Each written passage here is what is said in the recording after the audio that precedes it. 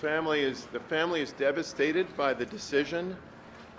Gemma and the other members of the family have asked me to speak to you on their behalf, and I know that you wanted to go at this point.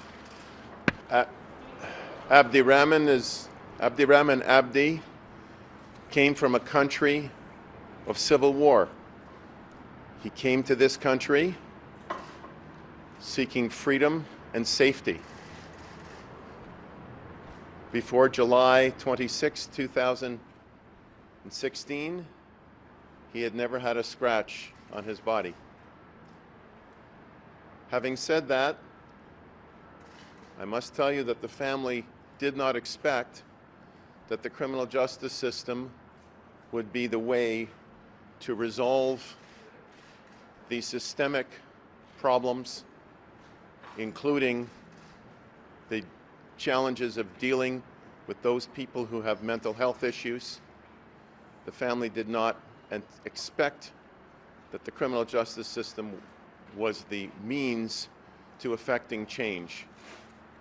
That said, despite the verdict, there is still a very real need for meaningful change to take place. One is too many. Talk about the state of mind of your client and how he's feeling after the verdict. Greatly relieved. Have you had a chance to chat with Mr. Montsion? Yes. And how he's feeling right now? What he said? Well, obviously, he's feeling very relieved. After 4 years of litigation, and looking forward to getting back to work. For you as a lawyer, it's been a really long trial. I mean, 1 year and a half maybe. You had several days in court in this matter, really complex matter too. What's your thoughts about the decision today? Go ahead. Sure. Well, Mr. Friedman? yeah, we remember that the criminal justice system is about really answering one question, which is the accused guilty beyond a reasonable doubt? And after 70 plus days of evidence, His Honor decided that no, the Crown had not proved their case beyond a reasonable doubt. It was definitely a complex case. It was a challenging case.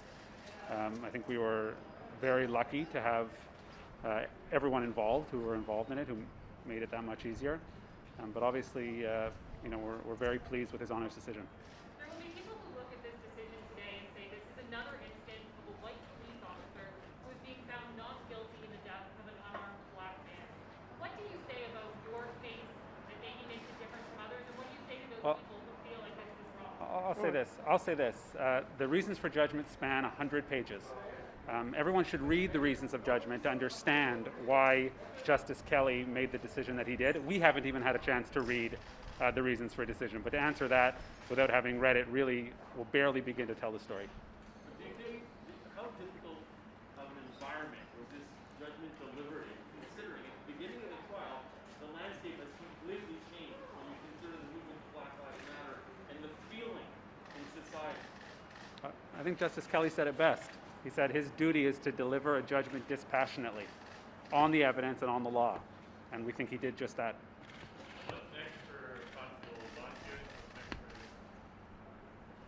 Well, we anticipate he'll be going back to work.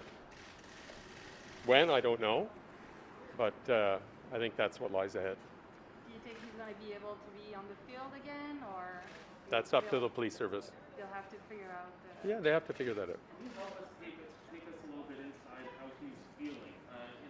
He's exonerated here, but at the same time, he's left with a bit of a stain because of his name now, and as he tries to reintegrate into the force. Talk to us a little bit about how he feels about all of that. Well, I think it's a little too early to go there, honestly. But he feels, as I said earlier, greatly relieved that this ordeal is over and looking forward to going back into the service.